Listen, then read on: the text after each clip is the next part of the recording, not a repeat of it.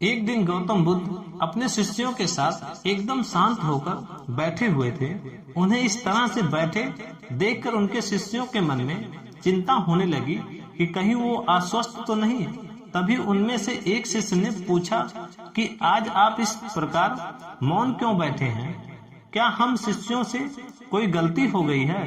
फिर अचानक उनमें से एक और शिष्य ने कहा, भगवान, क्या आप अस्वस्थ हैं? इस पर भी बुद्ध ने कुछ नहीं कहा और मौन रहे।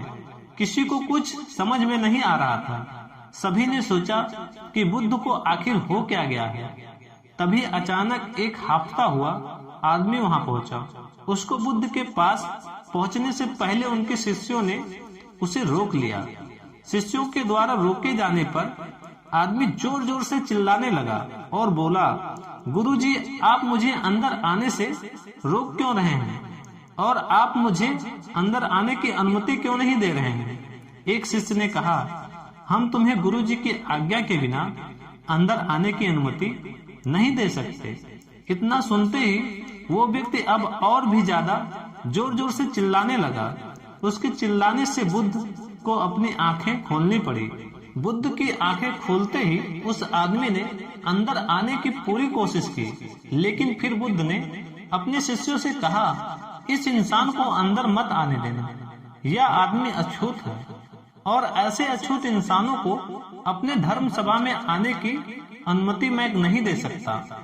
सभी शिष्य बुद्ध की ये बातें सुनकर दंग रह गए। शिष्यों ने सोचा कि गौतम बुद्ध कब से छूत अछूत जैसी बातों पर विश्वास करने लगे।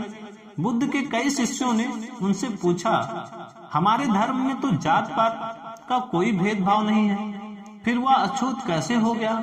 फिर बुद्ध ने समझाया, आज वो इंसान क्रोधित होकर यहाँ आया है और क्रोध से इंसान की एकाग्रता भंग हो जाती है। क्रोध में व्यक्ति मानसिक हिंसा कर बैठता है, इसीलिए जब तक वो क्रोध में रहता है वो अछूत ही माना जाएगा। इसीलिए उससे कुछ समय एकांत में ही रहना चाहिए।